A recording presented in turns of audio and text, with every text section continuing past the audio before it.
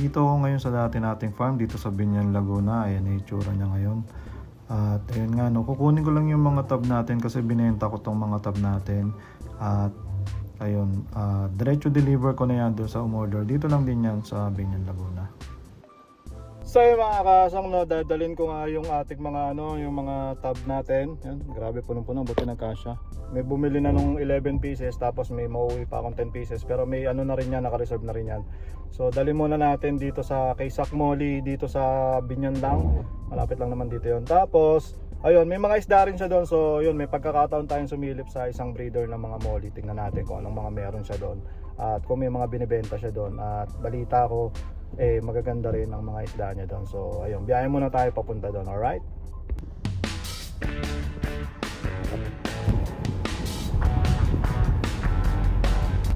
Kilala nyo guys yung vlogger na bata? Dito lang din yun malapit lang yun dito sa amin. Ayun yung tindahan niya. Yung lagi na kasi maangot. Kaya na yung tindahan na yan, di ba?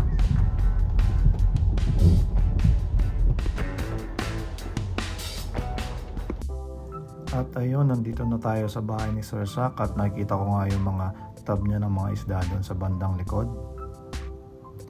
So ibaba na natin itong mga order niya. Hindi lahat yan guys, 10 piraso lang. So yun mga kasang, no, nakapasok na nga tayo dito sa Sak Molly. At napakarami niya talagang molly dito, no. Bagay na bagay talaga sa kanya yung mga fish tubs na dinala ko sa kanya. At kung mapapansin nyo, no, puro balloon mollies lang talaga ang inalagaan at pinaparami niya dito. Pagdating sa setup, napaka basic lang, no. Gumagamit siya ng mga fish tubs tapos nilalagyan niya ng mga sponge filter. At kung mapapansin nyo, napakaganda at napakabibilog ng mga balloon molly na inaalagaan niya dito. Maraming klase ng kulay ng mga balloon mollies ang kanyang pinaparami. At nasabi niya nga sa akin na pinaparami niya yon para sa hobby lang pero binibenta niya rin kung may sobra. So yun mga kasang, kasama natin ngayon si Sir Sak ng Sak Molly. At ayun, no, sir, maraming salamat. Nagkape pa kami dito. Kape pa. Kape, grabe, ang gaganda na isda mo, sir. Ano yan? Molly talaga ang molly talaga ang alaga mo lang. Molly talaga. Pero nadaanan ko rin yung mga iba't ibang isda. Kagaya ng mga gapi. Pero mas matagal ako dito sa molly ngayon. Yung start mo talaga is Nag-start ako, ang dami ko inalagaan, mga crayfish, monsterfish, mga goldfish, saka gapi. Before ako mag-molly, yun yung mga unang mga alaga. Pero yung molly mo, mga ano na yan, gaano katagal na yan? Nasa 1.5 year na din siguro ako nagmo-molly. Ang dami, grabe, no? Saan mo kinukuha yung mga mga materials mo na pang breeding? Minsan kumukuha ako sa mga malayo, kagaya ng Cebu. Pero mas madalas sa tropa lang din Dito sa atin sa Laguna. Sa mga taga Laguna lang din ako nakuha. Kasi ganun din naman, kung lalayo din ako, yung quality naman meron na rin dito kaya dito na lang din sa mga tropa natin dito. Sabi, ang dami mo talaga molly. Ano, may sistema ka ba dyan? Or may... Meron. Sa molly naman importante lang sa kanila yung consistent na feeding mo, yung proper feeding, more on protein sa mga molly. And kapag naman sa tubig, dapat laging malinis tubig niya para ma-maintain nyo yung sigla ng isda, yung molly, para iwas na rin sa mga pagkamatay ng mga isda. Yung protein mo, anong binibigay mo sa kanilang feeds? May gel food kasi ako sarili ko siyang gawa. Ang halo lang naman niya is more on feeds, mga like Koi King, PO1, basta may mga Formula mo may lang. formula din akong ginagawa. Ano yan, makakabili ba kami niyan kung gusto mo namin? Kapag gusto niyo, pwede naman. Pero ngayon, hindi talaga. ngayon sa'yo pa lang, sa para akin sa'yo pa pa lang. lang. Formula mo pa lang yun. Saka, Pero sa tingin ko naman, okay yung mga isda mo. So, ibig sabihin, yung pinapakain mo, okay yun. oo, okay. Saka gumagamit din naman kasi ako ng mga live foods, kagaya ng Moina, saka Tubi. Moina, tsaka Tubi. Kasi pansin ko, ang lalaki rin ng molly mo. Ako kasi dati, nagsimula ako mag-molly. Hindi naman ako tumagal dyan. Pero hindi ko kasi inaabot yung mga ganyang klase. Kaya, natutuwa ako kasi ang lalaki ng mga molly mo. Sa ganitong sa ganitong lalagyan, ilang isda Sa dapat? ganitong lalagyan, kasi sa ganitong lagayan, nakakapaglagay ako at least 5 to 6 female, tapos ang male nun kahit 4 na piraso. So mga lang, mga 10 lang. 10, breeder size sila. Mga malalaki kasi sila kaya mas okay yung hindi ganun ka-crowded. Tapos pag nanganak yon, Pag nanganak sila, nilalagay ko, kinukuha ko yung mga fry, tapos pinapasok ko sa loob. 1 week sila sa loob sa aquarium. 1 to 2 weeks. itong mga ito sir, ano yan? Isang Mga batch natin yan. Kada isang female, yan yung pinaka-drop nila. Bali ito, isang female lang to. Isang female. Diyan siya nag-drop. Hindi. Kinukuha ko siya doon sa tab. kinukuha ko siya doon sa mga black tab natin. Doon ko siya ina-harvest. Tapos ililipat natin siya dito. Paisa-isa kasi, no? Hindi naman yan isang parang gapi na isang buhos lang. Oo. Paisa-isa. Teka lang, may Ayun nga lang. mano sa atin dito ang muning. Susunod sa akin sa vlog. Lipat si lipat. Kay Malik galing ito. Malik Molly. Malik Molly na siya ngayon, no? Dati Malik Gapi. Kaya quality talaga pag sa kanya galing. Atin lang. Madaming, madaming kombinasyon na lumalabas. Okay lang naman. Kasi mahirap din pa-stable din ng Sakura. Sakura yan. Ganda. Sa naman sir, sa breeding naman, baka pwede mo kami bigyan ng tip kung paano magparami ng ng fry, sistema, kung paano breed, kung gaano karami dapat. Yan. Sa breeding naman natin, kapag ang molly nyo is nasa stage na siya ng breeding, mas okay ang pakain nyo is more on pellets lang. Kasi kapag nag-live foods kayo, imbis na egg yung mabuo sa belly ng mga isda, natatakpan na sasamahan siya ng mga live foods. Yung live foods natin, mabagal siya matunaw. Compare sa feeds na malambot lang siya. Kaya mas maganda gamitin talaga mga feeds lang kapag nag-breed tayo. And kapag ang process ko naman sa fry nila, pag drop nila doon sa tub, ayun yung tub na yon, makikita nyo rin yan. Day old nila, lipat natin dito sa mga aquarium natin na mga nasa harap.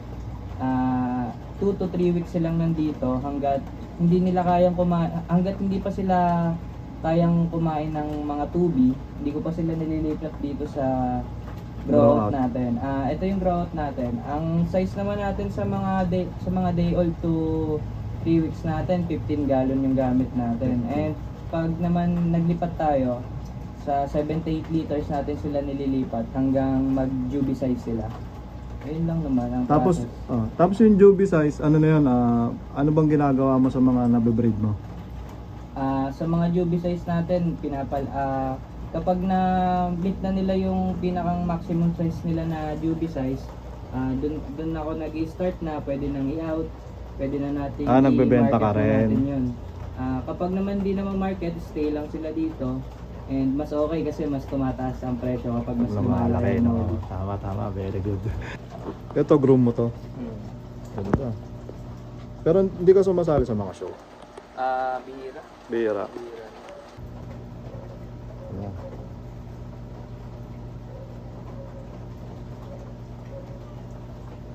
Ayun na, nag-audit ka. Quality. Sack Molly. Sa breeding, ang tip ko lang naman kapag nagbi-breed kayo, mas okay gumamit ng mga shooter type na male, kagaya nito. Shooter type. May mga ganun Yung pa shooter pala. type na male, siya yung maliit na male.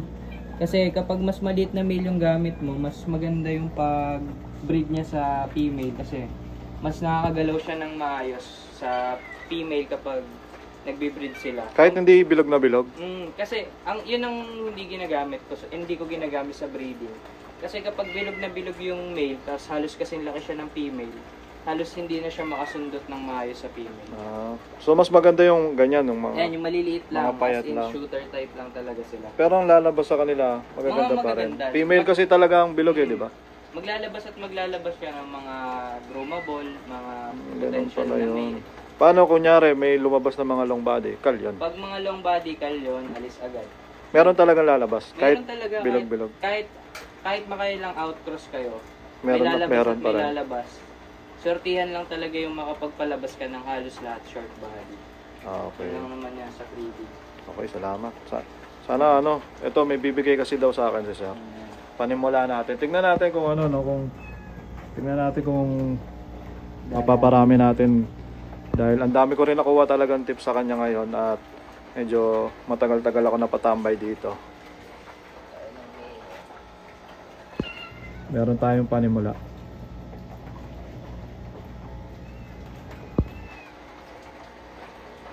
Nagbe-breed ka para una-una syempre hobby mo 'yan, di ba? Hobby. Tapos andun na rin yung kumikita ka na rin. Kumikita, Ah, pero mas ano ako ngayon mas lagi ko lang iniisip hobby lang kasi ayoko isipin na negosyo kasi mahirap gawin kapag inisip mong negosyo yung isang hobby mo, dun ka mag-start mag-think ng mga iba't ibang bagay kung na yun yung magiging cost ng pag-stop mo sa hobby. puro negosyo na lang naman Pag iisip. puro negosyo na lang. Kaya Kaya papangit na yung ano eh, kadalasan ganun eh, kaya pumapangit mas na. maganda, pag sinimula mong hobby, ituloy-tuloy mo lang na hobby lang. Yun Oo. lang. Maselan ka rin sa ano sa selection yan. Oo. May tapon talaga. May tapon. Ah, meron. Di naman nauubos sa Kan- ano eh, sa kada drop yung tapon na. Pero ang maganda lang kapag nakakapag selected breeding ka, yung mga next na palabas mo, kung Konti ng konti. yung mga kal na nakuha. Ano lang, outcross lang talaga para ma-maintain mo yung ganda ng kulay sa katawan ng isda. Ayun nun, mga nasa sulok. Ayun, may mga drop mga. Hindi ko alam sino nag-drop eh. So pag nag-drop dito, lipat mo sa dito. Lilipat natin dito. Ano yung ihalo mo na lang yan sa Hindi, bakante? kada isang batch silang sa isang aquarium lang. Hindi sila nag-aalo. Paano pag puno ka na? Pag puno na ako, kagaya nito, Mag-adjust. i-adjust ko to, iaangat Lipat, ko, lipat. kaya ilalabas ko na siya.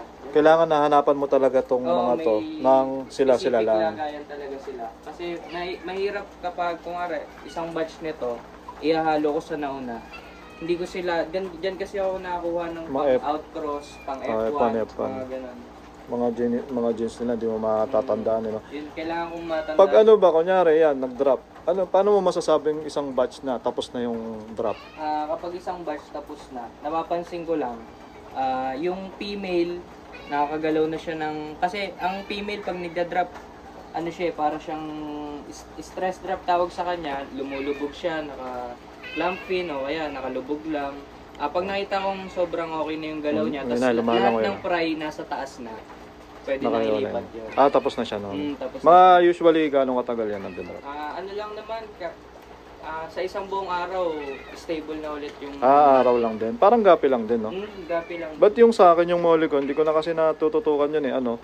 Paisa-isa lang. Minsan, Kulang ngayon, siya sa, bukas. sa protein o kaya calcium. Hindi na siya nagpo-produce ng masyadong maraming itlog. Kasi sa feeds, sa mga sa mga gel food ko, may hinahalo kasi ako doon. Mga vitamins din. Mga vitamins nila. Subukan ko nga, meron pa ako mga PKBM. Subukan ko mag-breed talaga, yung tututukan ko lang, kahit ano. Try mo lang. Kasi ako, ang ginagawa ko, pinagsasama-sama ko lang sila dyan. Tapos pag may nakikita akong fry, nililipat ko lang. Pero sama-sama din. Wala akong sistema sa molly. Pero, madali lang naman. Hindi kagaya nito, kunyari yan, nandito yung may mga breeder ka dito, tapos may isang batch ka dyan, tapos may isang batch ka doon, may isang batch ka doon. Kagaya niyan, pag napansin mo, yung mga strain ko, 2 batch sila na magkahiwalay. Kasi, Pero isang ano yun, isang magulang yon. hindi, magkaibang ano yun. Magkaiba pa rin. Wari, may PKBM ako dito, meron din ako doon. Yung magiging anak nila, yun yung Pagbabanggain mo. pang F1. So itong parang, kunyari, itong pamilya na to, ito lang sila. Hindi mo, Yun lang sila. hindi mo pwedeng haluan ng Hindi ibang ko siya male. pwedeng hinahalo. Yung anak nila, yun yung paghahaluin mo ngayon. Tapos minsan, ang ginagawa ko, kung F1 ang gusto kong lumabas, 2 batch sila, tag-isang batch sila ng mga breeder. Kada drop ng female, lipat sa kabila, ibang male ang susundot, F1. Pag nag-drop dito, lipat ulit Sa kabila naman. Okay, ayos ah. Galing. Galing mo, Sak Molly. Para lang Iba ka. para lang ma-maintain yung ano. Yung line talaga, line no? talaga ng isda. Kasi importante talaga line breeding dyan. Parang gapi din, no? Kasi kapag yung male na yon, yung sumundot hanggang sa tumanda sila, habang tumatagal, yung parang yung male na nawawalan na ng similya o kaya masyado nang nai-inbreed sa isang linya.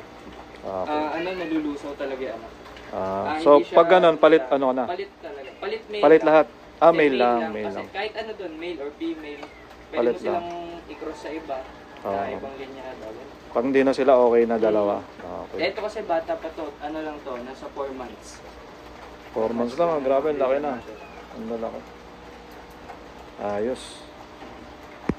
So yun sir, baka pwede kami makahingin tip, lalong-lalo na yung mga beginner natin na mag-aalaga ng molly at gusto rin magparami. Ano bang pwede mong ibigay sa amin tip?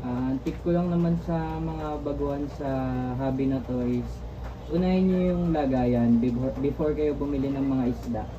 Kasi mahalaga yung lagayan sa mga isda. Kasi kung hindi nyo unahin yun, inuna nyo bumili ng isda, hindi tatagal yung isda nyo. Yun lang naman. Okay. So ayun no, naubos ko na yung kape ko. Maraming salamat sa sir sa pagpapa-unlock mo sa akin dito sa yung barracks. At ayun, may mga page ka ba sir? Baka pwede natin promote. Meron. Pwede nyo makita meron tayong account sa Facebook, Zack Molly, and sa TikTok, Zack Molly din. Ayun lang. TikTok tsaka tsaka mas Facebook. mas updated tayo sa TikTok. TikTok. Tapos kung sakaling may gustong umorder, Kung sakaling may gustong umorder, message lang kayo sa Facebook account natin or kaya sa TikTok account natin na Zack Molly. Ito, okay. sticker. Ayun no, may pa-sticker pa. May Ayan, pa-sticker. sticker. Tara, baliktad Ay, sa. baliktad.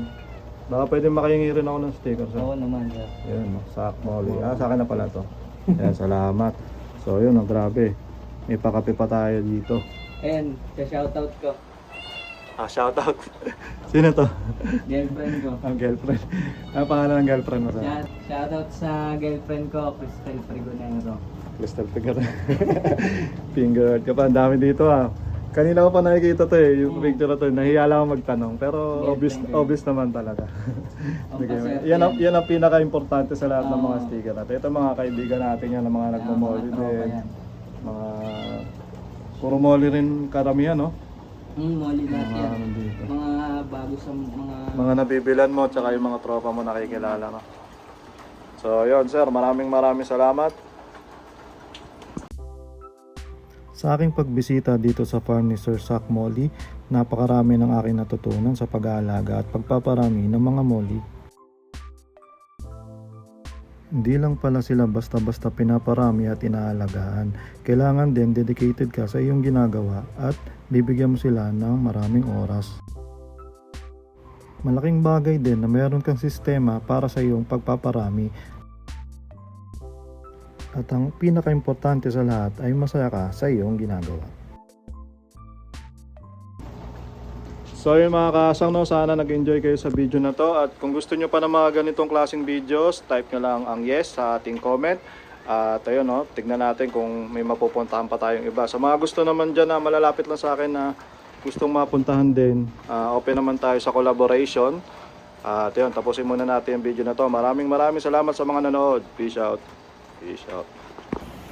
Nandito na tayo sa bahay at ito yung mga binigay sa atin ni Sir Zack na mga balloon molly. So sana maparami natin sila at update ko kayo kung sakali mang maparami natin ang napakagagandang mga molly nito. Diyan ko muna sila ilalagay. Alright. Maraming salamat ulit Sir Zack para sa mga molly pinadala mo sa akin.